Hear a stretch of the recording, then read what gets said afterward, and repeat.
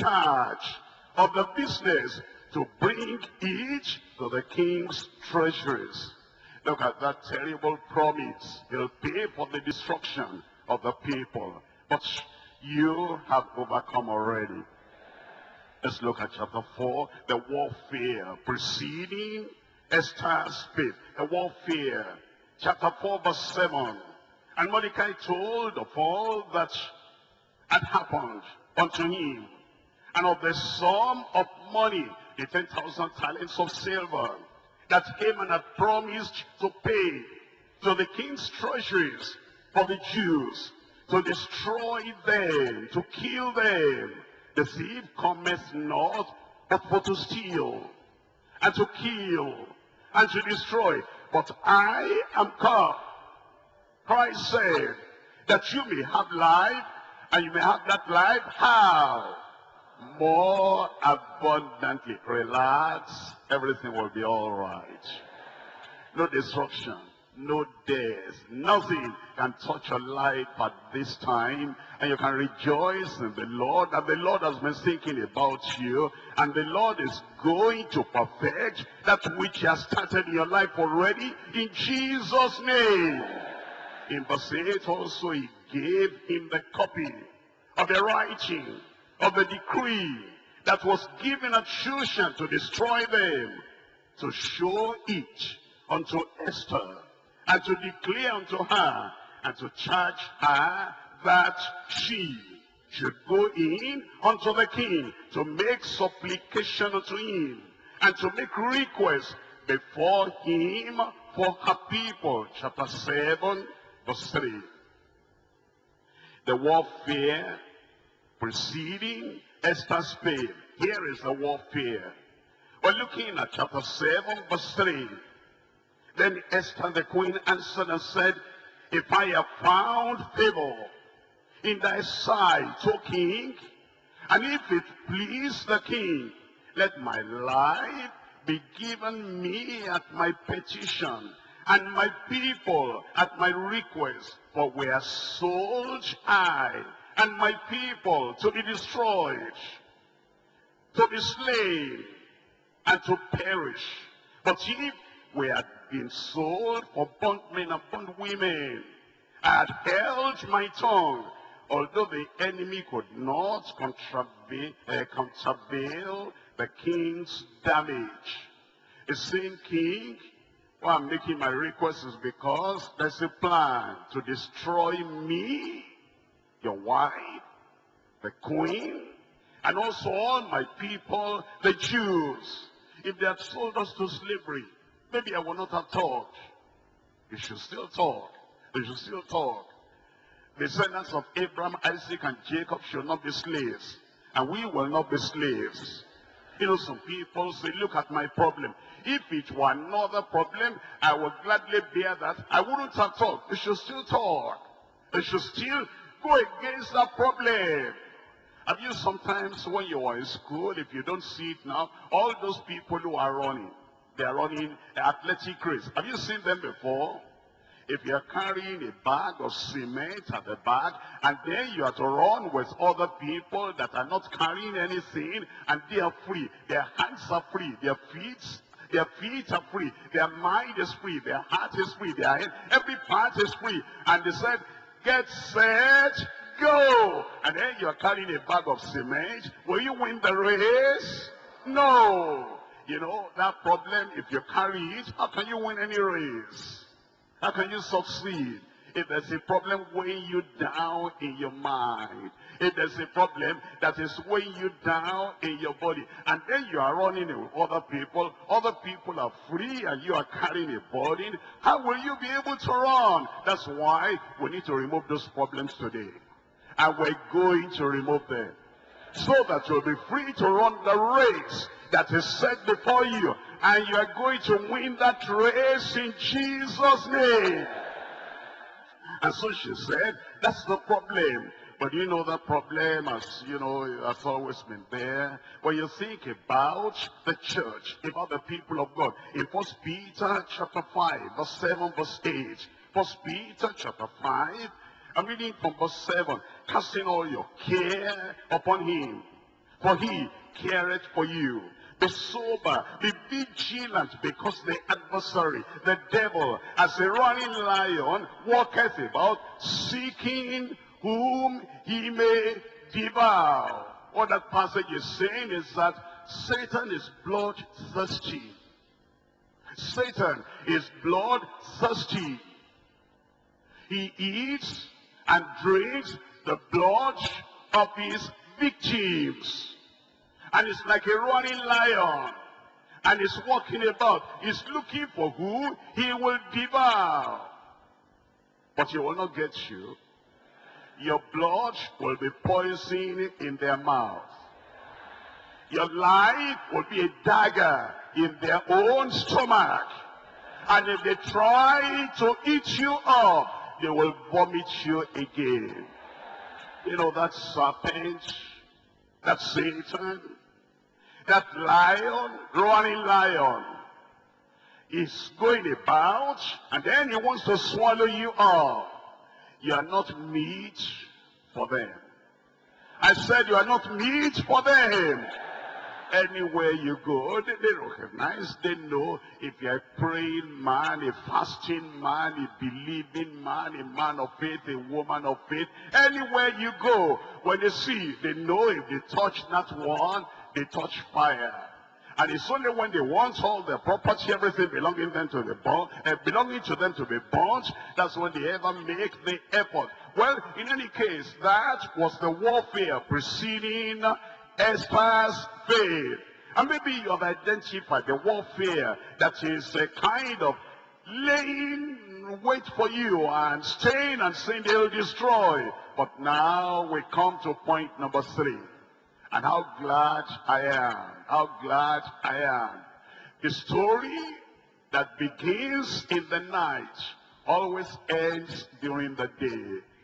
The problem that begins in the dark night of sorrow and that night of anxiety always finishes on the bright day of joy, jubilation, and celebration. The people that wept yesterday, I've seen them, they always laugh and rejoice the following day. The people that had anxiety just yesterday, I've seen them today having celebration together. And you see, whatever battle we have you not read it in your Bible? It came to pass. Well, the real meaning is that it happened. It was fulfilled. But if you turn it around, you say, look at this problem. It came to pass. It will pass away. And when I see the blood, I will pass over you. The death angel will not touch you. And the whatever of Haman, of Satan, will not touch your life in Jesus' name. I want you to look at your life, see what has been done, and see the rest that still needs to be done. Or am I telling you that sometimes in the night of sorrow, sometimes in the night of anguish, sometimes in the night of problems and perplexities, you think, I have come to the edge. You think, there's no place again, there's no way again, there's no breakthrough again. That's what Job thought. That's what Job thought. Because you see, children, they were affected. The farm was affected. The cattle, they were affected. And the servants, they were affected. And his body was affected. Health gone. Property gone. Family gone. And the wife said, I don't want to serve this God again. Curse God and die. Let what will happen, happen. What else is going to happen? And yet, when it appears they have come to the end of the road, not only that, his 3 friends, they came. And instead of helping him, lifting up his spirit, again, they were accusing him. And Job said, what have I done? And Job said, oh Lord, is my strength the strength of stone? How can I bear these? Can I just remind you, it is darkest just before the dawn. just before the light breaks, and then you get a breakthrough, it will appear to be dark. But never mind, stay there. Don't say any negative words. Don't say, okay, Haman, you want to kill me? Here I am. I stretch out my neck. Come and kill me. How can you present yourself before the enemy and then allow the enemy to do what he planned to do? Don't surrender to the enemy, and you will have your victory in Jesus' name. And now, winning. Are there winners here? Are there conquerors here? Are there believers here? Are those people who want to celebrate, are you here? Praise the Lord. You are going to rejoice in Jesus' name. Let's look at winning, chapter 7 of Esther. Esther chapter 7. And I'm reading from verse 1. Esther chapter 7 verse 1. So the king and Haman came to the banquet with Esther, the queen. Esther made a feast for them. Keep on doing good. Keep on doing good. Never say, never say, all the good I've done, where is the result? All the good things I've done, what is the outcome? All my generosity, all my friendliness, where is the outcome? Never mind, never mind. But you know, every good thing I did, look at what they are planning for me. It's a plan of naught. Before the day is over, we'll see it will not take root.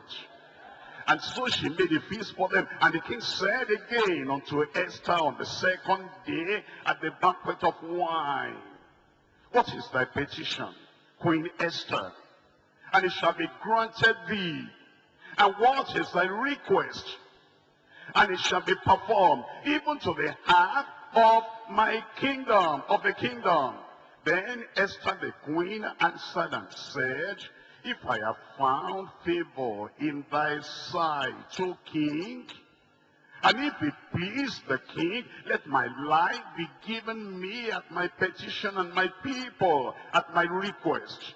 For we are sold, I and my people, to be destroyed, to be slain, and to perish. Verse 5. Then the king Ahasuerus answered and said unto Esther, the queen, who is he? Where is he that does presume in his heart to do so? And Esther said, the adversary, an enemy, is this wicked Haman. One day, you'll have mouths to talk. In the presence of Haman, you will have mouth to talk.